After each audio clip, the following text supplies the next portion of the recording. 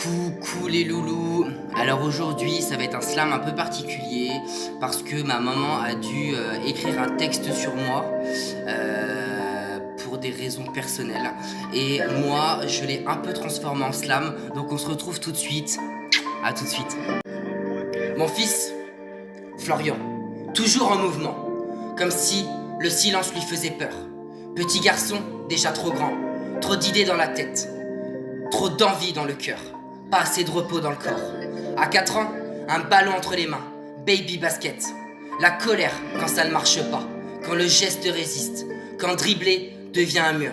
Musique, rugby, basket. Des débuts en fanfare, des fins en pointillés. Il part à fond, le lendemain, autre chose. Toujours chercher sa place, sans jamais s'y poser vraiment. À l'école, dans la moyenne, mais surtout dans le rire. Clown de la classe. Pour cacher quoi? Le manque de concentration, le poids du corps, le poids du regard des autres. À la maison, mon enfant était doux, anxieux surtout. La nuit, les murs qui s'effondrent, les flashs derrière les paupières fermées, la peur de dormir, la peur de lâcher prise. On parlait beaucoup, moi et lui. Je sentais déjà qu'il portait trop, qu'il n'était plus seulement un enfant. Il grandit trop vite. À 10 ans, il veut servir des clients, aider comme un adulte, être utile, à la hauteur. À 15 ans, restaurant étoilé, pression dorée.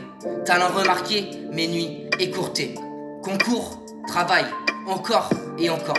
Chez une grande chaîne de restauration, il grimpe, adjoint directeur, mais ne redescend jamais. Il ramène le travail à la maison, oublie de manger, oublie de se reposer, s'oublie tout court. À l'hôpital, on dit qu'il est désorganisé. Moi je vois surtout un garçon submergé. La charge est trop lourde, la panique trop rapide. En amour aussi, il donne trop. Toujours avant l'autre, toujours après lui. Le ménage parfait, les repas à l'heure, jamais le droit d'y penser. Mon fils, je t'ai vu courir toute ta vie pour être assez, pour être bien, pour être aimé. Mais un jour, j'aimerais que tu comprennes que t'as rien à prouver, que tu peux ralentir, que tu peux poser ce sac trop lourd. Tu es déjà suffisant, même quand tu t'arrêtes. Je t'aime.